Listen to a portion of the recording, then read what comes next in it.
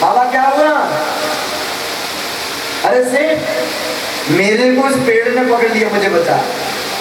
किस पेड़ ने? बोले इस पेड़ ने पकड़ लिया। सेठ चारों ओर घूम करके बोले बाबा, बोले हाँ। बोले भांग खा रखी है क्या? बोले नहीं। बोले कहाँ पकड़ा पेड़ ने? पेड़ कभी किसी को पेड़ कभी किसी को नहीं पकड़ता बाबा, तूने पेड़ पकड़ा, छोड़ दे छूट जाएगा।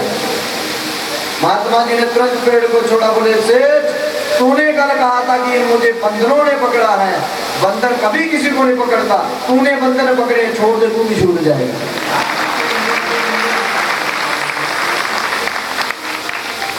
ये हमारा वहम हो चुका कि हमें बंदर ने पकड़ा। बंदर कभी नहीं पकड़ता, हम बंदर पकड़ देंगे।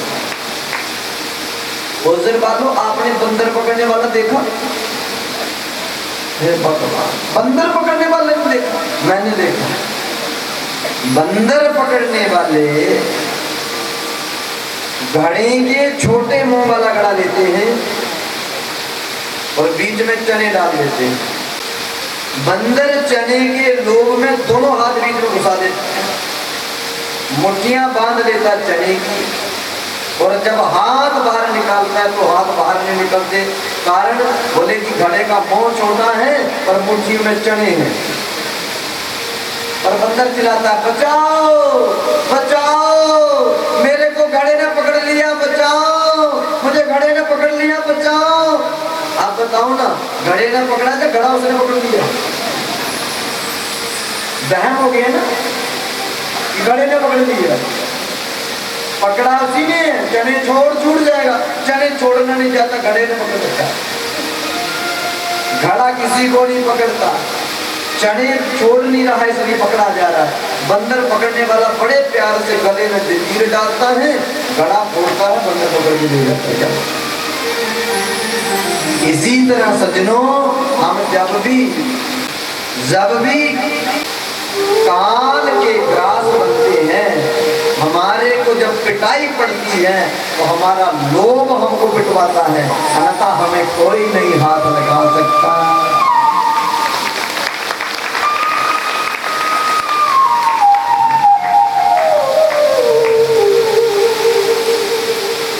बोलो ना जय श्री कृष्ण। देवताओं को लोभ हुआ, देवताओं में लोभ हुआ।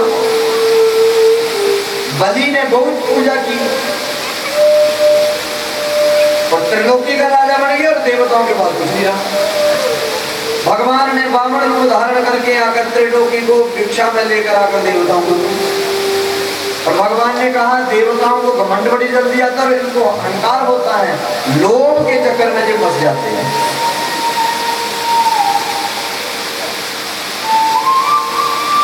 मेरे को एक बार किसी ने कहा, बोले महाराज जी जो जातिवाद है ना, ये खत्म होने चाहिए। मैंने कहा क्यों? बोले जातियां आपस में झगड़ा करवाती हैं, खत्म हो जानी चाहिए। तो मैंने कहा भैया ईरान और इराक का एक धर्म एक जाति, ये क्यों दुश्मन बन गए एक दूसरे के? इनका धर्म है, इनकी जाति है, फिर भी एक दूसरे को मारते हैं। सुनो, कभी भी किसी को जाति किसी को धर्म नहीं झगड़ा करवाता, जब भी झगड़ा होता तो उसका लोभ झगड़ा करवा देता, उसका लोभ मरवाता, जब पिटाई होती है लोभ के साथ।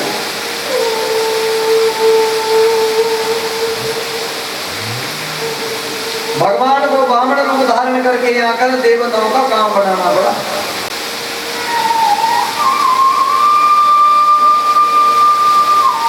राजा परीक्षित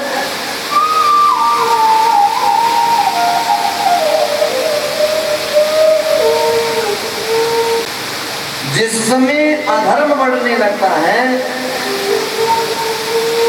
मेरे भगवान को धर्म की स्थापना करने के लिए आना पड़ता है। पहले बोलो ना जैसे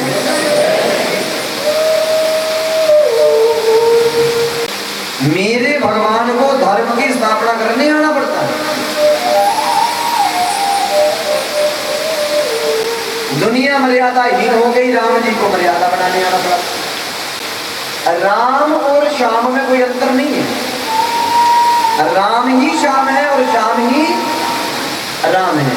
हाँ, अंतर कितना है? राम जी ने मर्यादा बनाई और कृष्ण ने लीला किया। और लीला में भी लीला कौन सी? बोले चोर लीला की। कौन सी की? चोर लीला। राम जी को मर्यादा बनानी है और मर्यादा वाले पुरुष जब भी किसी के घर जाएंगे, क्या सुबह सुबह 4 बजे चले जाते किसी के घर? रात के 12 बजे? कब जाएंगे? मर्यादा वाले लोग ना रात को किसी के घर में जाते ना सुबह सुबह जाते हैं। अक्सर वो 12-11 बजे जाते। बोले क्यों?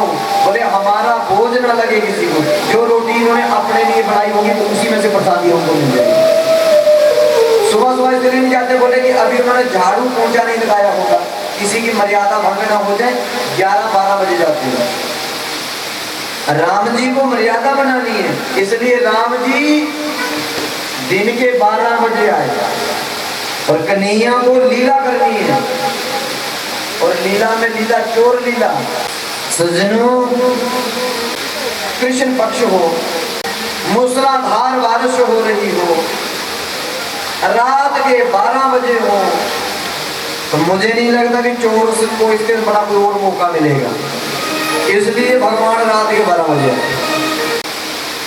एक पत्नी का नाम है केशनी और एक का नाम है सुमति।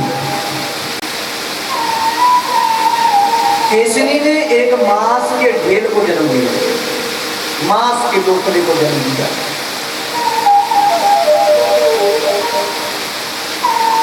सुमति का एक बालक जिसका नाम अश्वयश। राजा सगर ने उस मांस के टुकड़े का 60,000 टुकड़ा करवाया और एक एक टुकड़ा देसी घी के घड़े में डाल दिया। देसी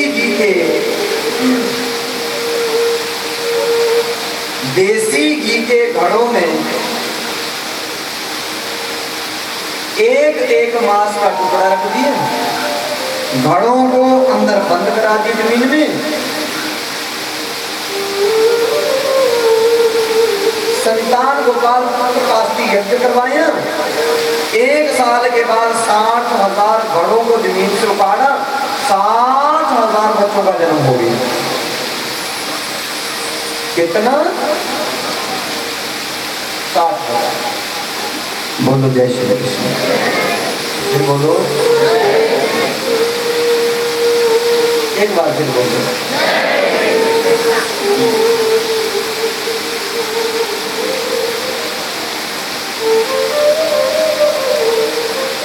किसी के 4 बेटे हो तो उसको घमंड देखना, और जिसका 60,000 एक बेटा हो तो कैसा हो सकता है? राजा सगर ने एक बार यज्ञ रचा। यज्ञ करते करते जब 99 यज्ञ हुए, इंद्र आया, इंद्र यज्ञ का घोड़ा चुरा के ले गया। बोलो जय श्री कृष्ण।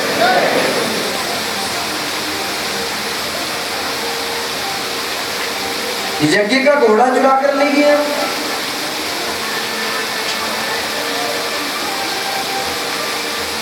राजा सगर ने कहा घोड़ा लाओ, 60,000 पुत्र इंद्र के पीछे लगा, घोड़ा वापस ले आया। कई बार ले गया, कई बार वापस लाए। अब की बार इंद्र ने घोड़े को चुराया, कपिल भगवान के आश्रम में डाल दिया। 60,000 पुत्रों ने घोड़ा ढूंढा, जब घोड़ा नहीं मिला, ये छोटे से सागर को खोदते खोदते सागर बना दिया। घोड़ा नहीं मिला, जब वापस आने लगे देखा कपिल मुनि के आश्रम में घोड़ा बंधा है। वहां पर क्रोध में आकर गाली दे दी, और जब गाली दी कपिल भगवान के नेत्र खुले, नेत्र खुलते ही 60,000 पुत्रों की मृत्यु हो गई। सज्जनों, जैसे ही 60,000 पुत्रों की मृत्यु हुई,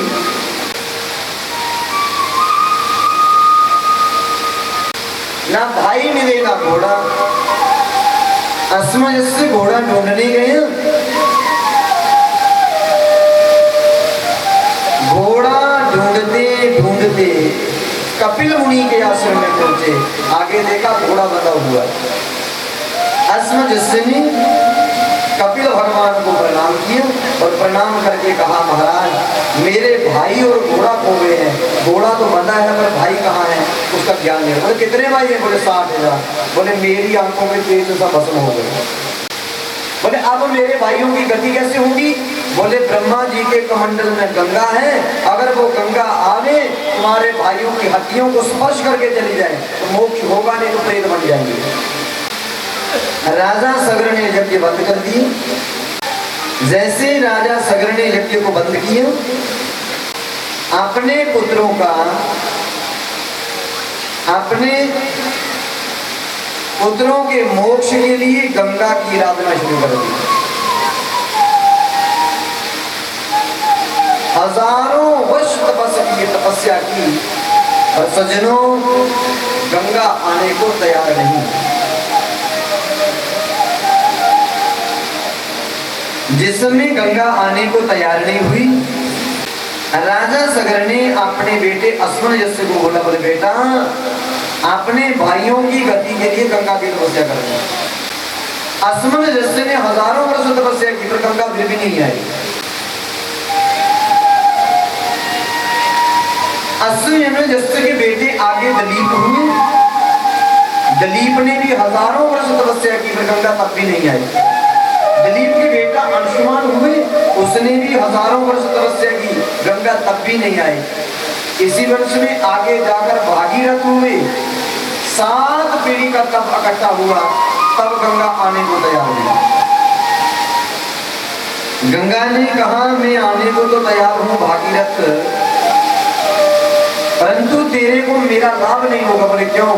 बोले मैं इतनी तेज वेग से आऊंगी, पृथ्वी को चीर कर रसातल चली जाऊंगी, मेरे क्रोध को संभाल सकते हो? संभाल। भागीरथ ने कहा गंगा आने को तैयार नहीं हो, वेग को संभालने शंकर जी की आराधना की। शंकर जी को कहा महाराज इसका क्रोध संभालो। शंकर जी ने कहा गंगा को आ जाए। जैसे ही गंगा आई, भगवान ने जटाओ खोला और गंगा को जटाओ में बांध दिया। शंकर जी वेग कम हो गया, उतार कर छोड़ा, बोले जाओ भागीरथ जिधर से जाना ले जाओ। भागीरथ लेकर गंगा को जा रहे हैं। रास्ते में बद्रीनाथ धाम से जब नीचे आई, वहां पर पहाड़ों में यमन ऋषि तपस्या कर रहे थे, उनका आसन रह गया। ऋषि को क्रोध आया, सारी गंगा पी गई। भागीरथ ने कहा गंगा कहाँ गई? फिर शंकर जी के पास आए, बोले महाराज गंगा छोड़ो ना। बोले मैंने गंगा छोड़ दी। बोले गई कहाँ? गंगा ही नहीं मिले। शंकर जी ने कहा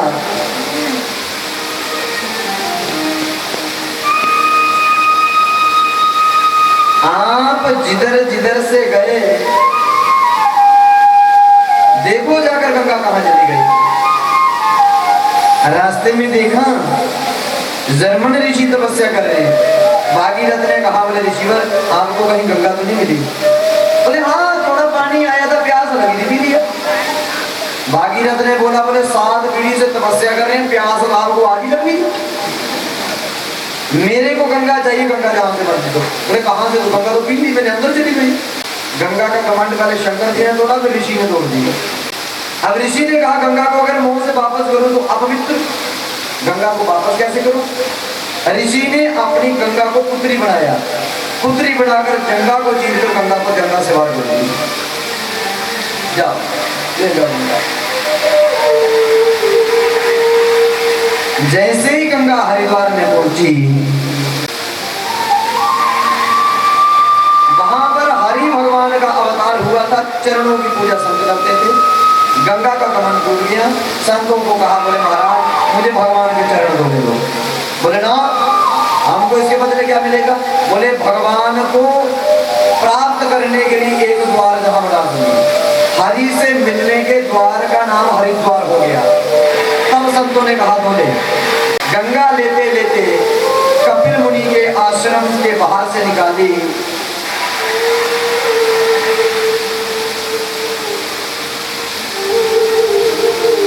पूर्वजों की हड्डियों को बहाकर गंगा ले गई। गंगा को भागीरथ ने छोड़ दिया, गंगा ने सागर से टक्कर मार दी। अच्छा सुनो, देखो गंगा के नाम कितना कमंड, कितने टूटे, कितने नाम बदल गया। जिस समय ब्रह्मा जी के कमंडल में थी, नाम था ब्रह्मनंदनी। गगन रूप होने के कारण इसका नाम पड़ गया गंगा। शंकर जी की जटा में बंधी, नाम पड़ गया जटा शंकरी। जमीन पर रखी, नाम पड़ गया गंगोत्री। यमन ऋषि पीकर गंगा से बाहर निकाला, नाम पड़ गया मां जाह्नवी। भागीरथ लेकर चले, नाम पड़ गया भागीरथी। सागर से टक्कर मारी, नाम पड़ गया गंगा सागर। आओ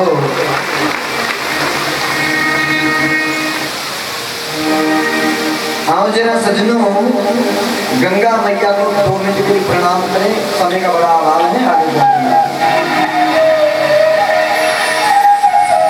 ये गंगा मैया तुम्हारी जय जय हो, गंगा मैया तुम्हारी जय जय हो, गंगा मैया तुम्हारी जय हो, गंगा मैया तुम्हारी जय जय हो।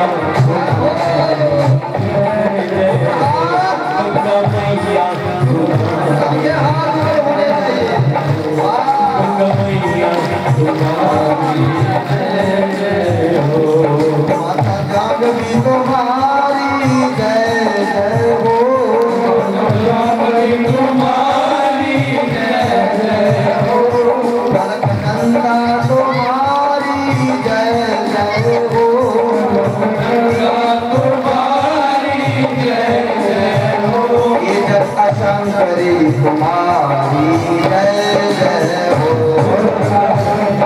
तुम्हारी जय जय हो।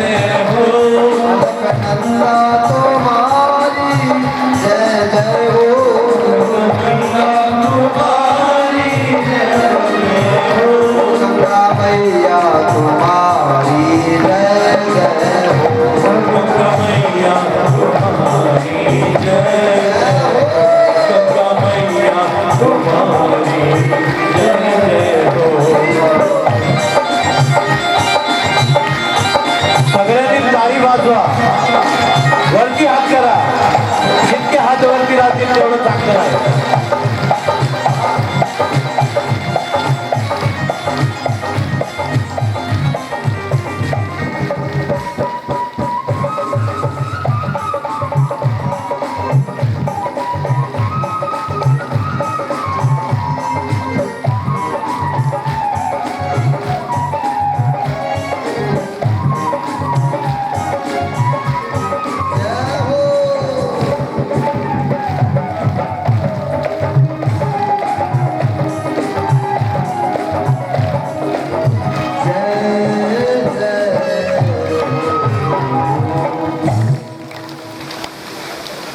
बोलिए गंगा मैया की।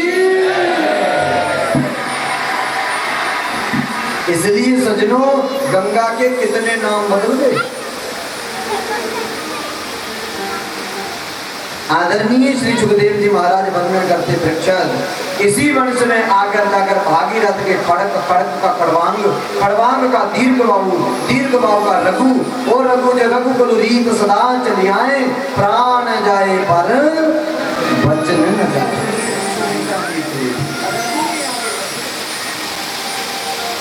सुमित्रा का भाव कुछ बदल गया, भाव अच्छा नहीं रहा, कटोरी पकड़कर बैठी रही। इतने में उड़ते उड़ते एक चील आई और चील ने चोंच में दबाई कटोरी और कटोरी लेकर भाग गई। सुमित्रा का हाथ खाली हो गया, सुमित्रा का हाथ खाली, चील चोंच में दबाकर कटोरी जा रही है।